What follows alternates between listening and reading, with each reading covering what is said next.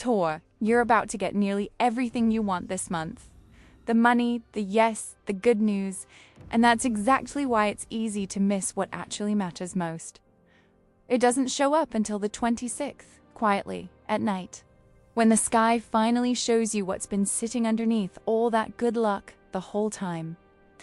Let's walk through it in order, because this month the surface story and the real one are two different things. Start with the first. A fine day to plan things, but be extra careful on the road and with any paperwork tied to travel abroad. Double-check the visa form or the flight confirmation before you file it, not after. Then the sky opens up. The 8th and 9th are your best 2 days all month, genuinely strong for a profitable deal. A job offer, a big purchase, getting a number you've been asking for, or signing something legal. If you've been circling a new couch, a car, or a piece of jewelry that felt like too much to justify, this is the window where it stops feeling that way. By US clocks, the 10th is the single busiest day of the whole month. 3 separate events inside about 20 hours. At 4 a.m. Eastern, Venus moves into your 7th house, partnership. And where Venus lands is usually the sky's small mercy, joint purchases, proposals, new people worth keeping. If you're single, this is genuinely your stretch. Say yes to the introduction a friend keeps offering instead of putting it off again. By lunchtime, Mercury moves ahead of the sun into your 6th house. Health, work, pets, and stays there the rest of the month. A good window to actually book the appointment you've rescheduled twice.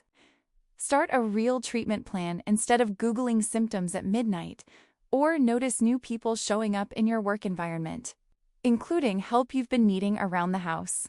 Then, right around 11 p.m. that same night, the new moon goes exact in Virgo, your 5th house of love, kids, creativity, and plain luck, a placement that only comes once a year. With Uranus and Mars in easy contact, expect a genuinely unexpected invitation.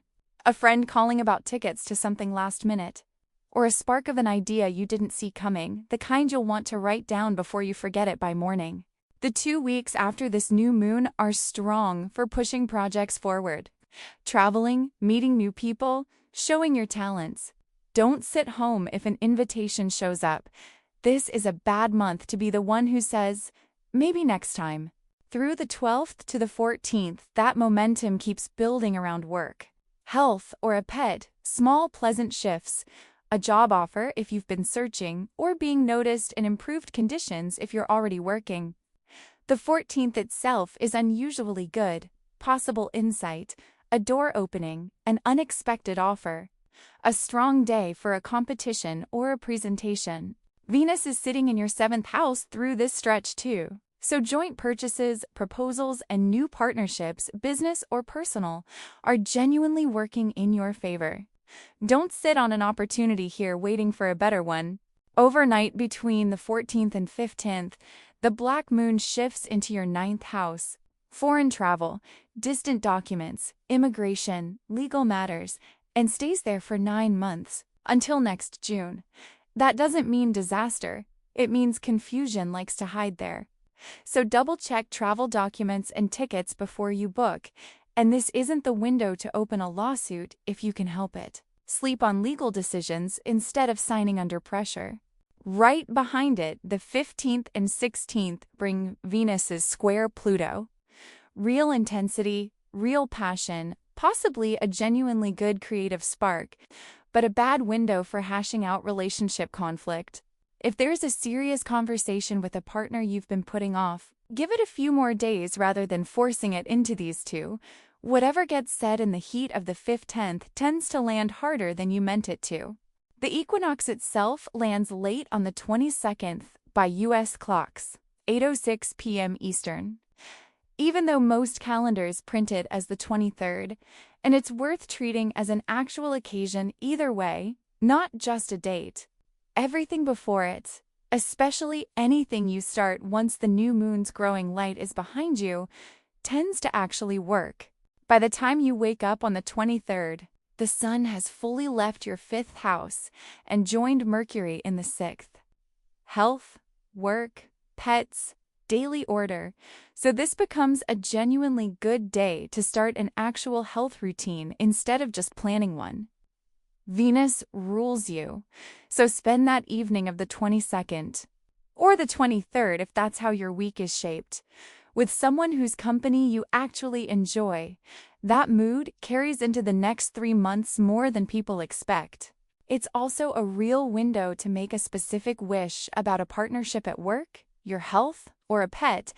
The aspects to Pluto that day favor real transformation, not just a nice thought. Then comes the night this whole month was quietly building towards. The full moon lands on the 26th in Aries, your 12th house, the deepest, least visible part of your chart, the one tied to distant travel, immigration, solitude, and anything you've kept hidden even from yourself. Full moons show you what was already there, so expect a genuine reveal, a result finally arriving, a mask coming off, a document you've been waiting on for a trip, a visa, or a move actually showing up in your inbox. Because it's the 12th house, this can also be the best 2 weeks all year to actually let go of something, a habit, a pattern, a person that's been quietly draining you without an obvious cause. The friendship you keep making excuses for, the late night scrolling that leaves you worse off, the job search you've half abandoned out of fear rather than choice. Pay close attention to your dreams and your gut on the 26th and 27th specifically. This placement genuinely sharpens intuition, whether or not you usually trust it. Keep a notebook by the bed and write down whatever surfaces before you talk yourself out of taking it seriously. By the 27th, Mars finally changes signs and moves into Leo, your 4th house of home, a real, energetic jump right as the month closes. Expect real movement around where you live, a renovation you finally start instead of just pricing out, a move. Buying equipment for a home workout instead of paying for a membership you barely use.